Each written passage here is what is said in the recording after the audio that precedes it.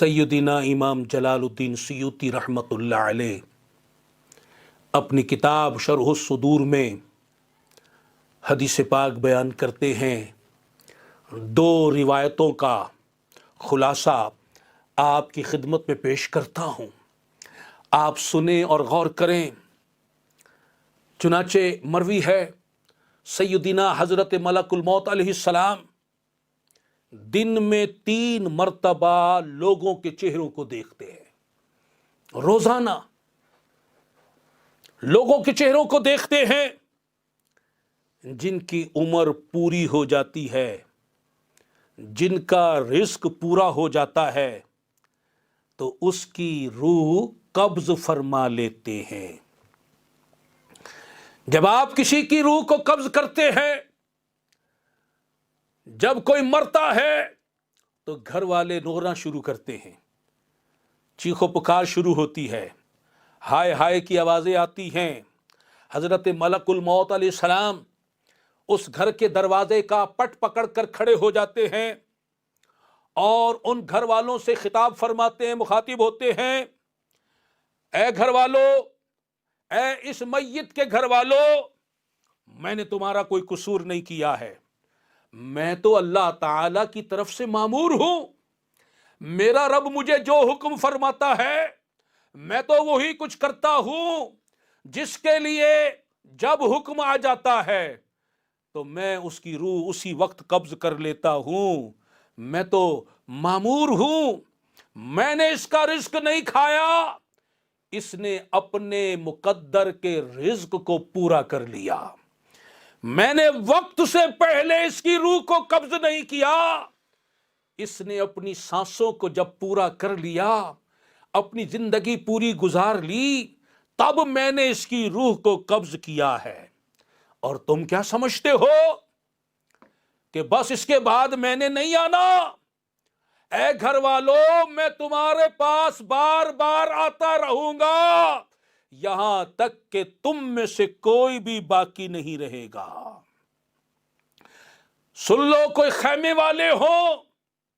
یا کچے مکانوں میں رہنے والے ہوں، کوئی نیک ہو، کوئی بدکار ہو،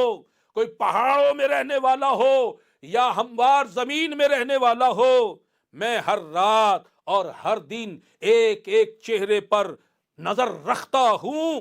اور جس کا وقت آ جاتا ہے اس کے پاس پہنچ جاتا ہوں، اور میں اس وقت تک آتا رہوں گا یہاں تک کہ تم میں سے کوئی نہ بچے گا۔ غور کیجئے، سیدنا حضرت ملک الموت علیہ السلام روزانہ ہمیں دیکھ رہے ہیں کہ آج مرنے والوں میں اس کا نام شامل ہے یا نہیں، اور ہم لوگ موج مستیوں میں لگے ہوئے ہیں، کھیل کود میں لگے ہوئے ہیں، آوارہ گردی میں لگے ہوئے ہیں، لہو و لعب میں لگے ہوئے ہیں، بیہودہ کاموں میں لگے ہوئے ہیں، گناہوں میں پڑے ہوئے ہیں، غفلت کا شکار ہے، دوست یاروں کی صحبت میں ہنسی مذاق میں لگے ہوئے ہیں، آخرت کو بھلائے بیٹھے ہیں، اپنی یقینی موت کو بھولے بیٹھے ہیں، قبر کو بھلایا ہوا ہے، ہنسی مذاق اور کہوں کے فوارے چھوٹ رہے ہیں، آخرت یاد نہ رہی، موت یاد نہ رہی، قبر یاد نہ رہی، حضرت ملک الموت علیہ السلام کا تشریف لانا یاد نہ رہا، بس دنیا داری میں پڑے ہوئے ہیں، دوست یاری میں لگے ہوئے ہیں، غفلت و معصیت کا شکار ہیں، اللہ و رسول کے احکام کو بھولے ہوئے ہیں، اللہ و رسول کے احکام کو پسے پشت ڈالا ہوا ہے، دشمنان اسلام کے طریقوں کو اپنا رہے ہیں، ان کے فیشن کے پیچھے پڑے ہوئے ہیں، ان کے طریقوں کی پیروی کر رہے ہیں، دنیا میں اتنے ڈوب گئے کہ یہ بھول گئے کہ کل مجھے مر بھی جانا ہے، موت سر پر منڈلا رہی ہے، اور ہم غفلت کا شکار ہیں، ہنسی مذاق میں پڑے ہوئے ہیں، دوست یاروں کی محفل سجائے ہوئے ہیں۔ اللہ اکبر کبیرہ۔ حضرت عبداللہ ابن مسعود رضی اللہ تعالی عنہ ارشاد فرماتے ہیں، مجھے ان ہنسنے والوں پر تعجب ہے کہ جو یہ دیکھتے ہی نہیں کہ ان کے آگے جو ہے وہ دوزخ ہے، ان قریب انہوں نے مر جانا ہے، ان کے کرتوت، ان کی بدعمالیاں،